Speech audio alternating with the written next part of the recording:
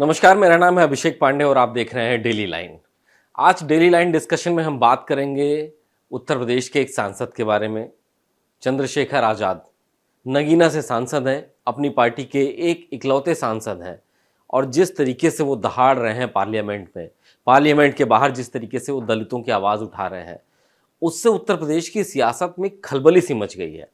सबसे ज़्यादा परेशान है बहुजन समाज पार्टी के अध्यक्ष मायावती, क्योंकि मायावती के सामने अगर कोई दलित वोट बैंक में सबसे ज़्यादा उनको परेशान करने के लिए कोई खड़ा दिखाई दे रहा है तो वो चंद्रशेखर आज़ाद है। आज़ाद समाज पार्टी जिस तरीके से अपने आप को आगे बढ़ा रही है, दलितों के बीच में चंद्रशेखर आज़ाद जिस तरीके से पहुंच रहे हैं, उनकी बातें कर रहे हैं, वो मायावती को परेशान कर रही हैं। और ना सिर्फ मायावती को, बल्कि हम कह सकते हैं कि बीजेपी और समाजवादी पार्टी भी इससे परेशान है। और उसका एक सबसे ताज़ा उदाहरण ये है कि अभी पार्लियामेंट का बजट सत्र चल रहा है और इस बजट सत्र में चंद्रशेखर आज़ाद ने एक ऐसा काम किया है जिससे पूरे उत्तर प्रदेश भर के जितने दलित, एससी, एसटी, ओबीसी यानी इस पूरे वर्ग में उनकी चर्चा खूब हो रही है। हर गली मोहल्ले उनका नाम हो रहा है। तो आज हम यही बताने के लिए आपको पहुंचे हैं, आपके पास आए हैं कि आखिर चंद्रशेखर आज़ाद ने ऐसा क्या किया है।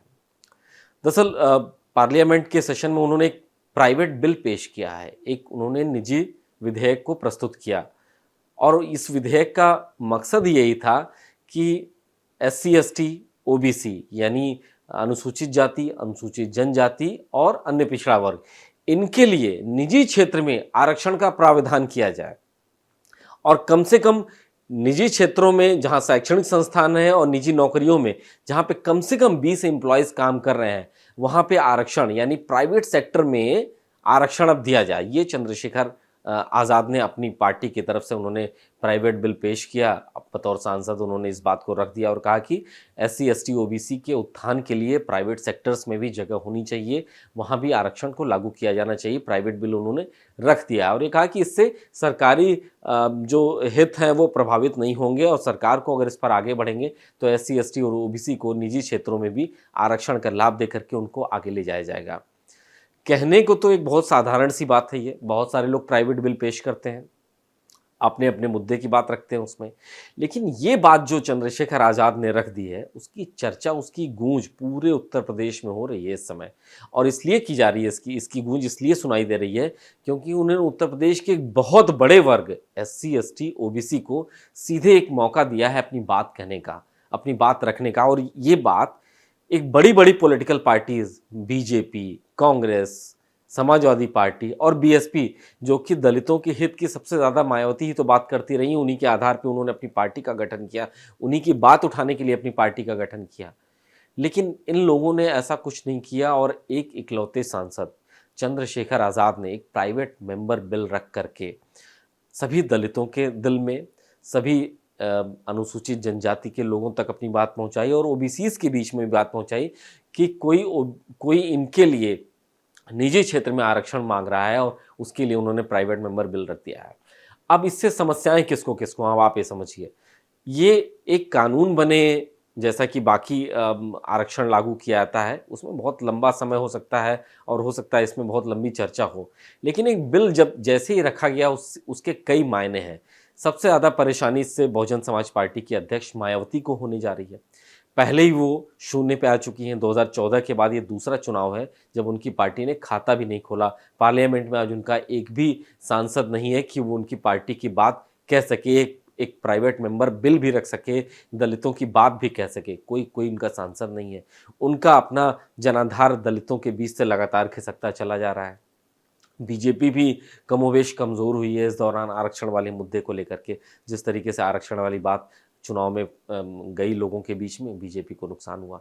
समाजवादी पार्टी को फौरी लाभ जरूर हुआ है, लेकिन अगर वो भी दलितों की बात को, एससी, एसटी, ओबीसी की बात को सही तरीके से अगर एड्रेस नहीं कर पाई, या फिर जो आरक्षण को समाप्त करने वाला नैरेटिव था अगर वो समाप्त हो जाता है, तो समाजवादी पार्टी और कांग्रेस के लिए भी कोई लाभ वाली बात नहीं है। इसमें कोई बहुत ज़्यादा फायदा नहीं होगा। हाँ, ये बात ज़रूर है कि अखिलेश यादव ने पीडीए के जरिए मजबूती दिखाई है, अगर उसको आगे लेके जाएंगे तो फायदा भी उनको मिलेगा। उपचुनाव होने उत्तर प्रदेश में 10 विधानसभा की सीटों पर, और चंद्रशेखर जिस तरीके से बात रख रहे हैं दलितों की, उससे मुझे लगता है कि मायावती को सबसे ज़्यादा परेशानी होने वाली है। सहारनपुर, नगीना, उस क्षेत्र से 2015 से भीम आर्मी शुरू करके आज यहाँ तक पहुँचे चंद्रशेखर ने। महज 10 सालों से कम समय में उन्होंने दलितों के बीच में एक बड़ी पहचान बनाई है। और दलित वोट बैंक कहें या फिर दलितों की बात, उनके हक हुकूक की बात करने वाली बहुजन समाज पार्टी की अध्यक्ष मायावती आज हाशिए पर आ गई हैं। एक समय बीएसपी कहाँ हुआ करती थी, उनकी कितनी चर्चा होती थी, सरकार उत्तर प्रदेश में 4 बार रह चुकी, लेकिन जिस तरीके से हाशिए पे बहुजन समाज पार्टी और मायावती इस समय है, चंद्रशेखर के सामने एक खुला रास्ता है। वो जिस रफ्तार से बढ़ रहे हैं, बीएसपी को सबसे ज़्यादा परेशानी है। बीएसपी का डर है कि उनका जो अपना वोट बैंक है, दलित वोट बैंक है, और उसमें भी जाटो बिरादरी के जो लोग हैं वो अब उनसे खिसकते चले जा रहे हैं। जो कि बसपा का एक मूल जनाधार था वो अब खत्म होता हुआ दिखाई दे रहा है। लेकिन ऐसा नहीं है कि ये पूरी तरीके से यहाँ पे शून्य हो जाता है मामला। बहुजन समाज पार्टी के भी अध्यक्ष मायावती ने अपनी आंखें खोलनी शुरू कर दी हैं। वो कहते हैं ना कि जब जब जागो तब सवेरा, या जब झटका लगता है तब आंखें खुलती हैं, जब ठोकर लगती है। तो इस बार जो ठोकर लगी है मायावती को, उनकी आंख खोलने के लिए काफ़ी थी। इस हार के बाद, लोकसभा के चुनाव में बड़ी हार के बाद से मायावती लगातार अपने संगठन का विस्तार कर रही हैं। कई बड़े फैसले उन्होंने लिए हैं। मेंबरशिप की रकम को कम कर दिया है, लोगों से अब एड्रेस कर रही हैं, मीटिंग्स कर रही हैं। अपने भतीजे आकाश आनंद को उन्होंने फिर से वो जिम्मेवारियां दे दी हैं कि आप जाइए, सबसे बात कीजिए। मतलब एक खुला मैदान उन्होंने तैयार किया है कि जिसको बात करनी हो, पहले बहुत से दरवाजे होते थे, उसको पार करके मायावती तक पहुंचाया जाता था, अब वो सबसे मिलने को तैयार रहती हैं। तो ये मुझे लगता है कि बहुजन समाज पार्टी की अध्यक्ष मायावती चंद्रशेखर को जवाब देने के लिए जिस तरीके से वो अपनी तैयारियां कर रही हैं, ये उत्तर प्रदेश की सियासत बड़ी दिलचस्प होती चली जा रही है। दलित वोट बैंक की लड़ाई में चंद्रशेखर पहली राउंड में बाजी मार चुके हैं। अब अगले राउंड में 10 विधानसभा सीटों पर उपचुनाव होने हैं। बहुजन समाज पार्टी अमूमन उपचुनाव नहीं लड़ती है, लेकिन उसको पता है कि उसको अपने बचे हुए जनाधार को अगर चंद्रशेखर से बचाना है, भाजपा से और सपा से बचाना है, तो उसको चुनाव लड़ना ही पड़ेगा और एक संदेश देना पड़ेगा अपने मतदाताओं के बीच में, प्रदेश की जनता के बीच में। तो ये सीधी लड़ाई दिखाई दे रही है। अगर आप बीजेपी और समाजवादी पार्टी को आप बाईपोलर चुनाव में देखते हैं आमने सामने इस समय, तो दूसरे अगर पक्ष देखा जाए तो मायावती और चंद्रशेखर आमने सामने इस समय है। और उनके लिए जो रस्सी की खींचतान चल रही है, उनके अपने दलित वोट बैंक के लिए है। चंद्रशेखर ने पहले राउंड में बाजी मार ली है। उन्होंने एक बड़ी बात कह दी, SC ST OBC के लिए निजी क्षेत्र में आरक्षण का प्राइवेट मेंबर बिल रख दिया है, तो उनकी चर्चा बहुत हो रही है। मायावती अपने जनाधार को बचाने के लिए बहुत से काम कर रही हैं, उपचुनाव लड़ रही हैं, चंद्रशेखर की काट ढूंढ रही हैं कि एक युवा उभरता हुआ चेहरा जो दलित नेता है उसको कैसे रोका जाए। तो ये आज के डिस्कशन में हम यही बताने का प्रयास कर रहे थे कि किस तरीके से ठोकर लगने के बाद आंखें खुलती हैं। भाजपा को ठोकर लगी तो अब आंखें खुली हैं, बहुत सारे बड़े बदलाव हो रहे हैं। मायावती को ठोकर लगी चुनाव में तो अब उनकी आंखें खुली हैं, बहुत सारे बदलाव बहुजन समाज पार्टी में हो रही हैं। और जो टॉप गेनर हैं अखिलेश यादव और चंद्रशेखर, वो बहुत रफ्तार से आगे बढ़ रहे हैं। उनको ठोकर ना लगे, इस बात का भी उनको एहतियात रखना होगा, इस बात का भी उनको ध्यान रखना होगा कि सबसे बड़ी है इस प्रदेश की जनता। उनके हक लिए, उनके फ़ायदे के लिए, उनको आगे ले जाने के लिए अगर उनको कदम उठाने पड़े तो कदम वो उठाएं।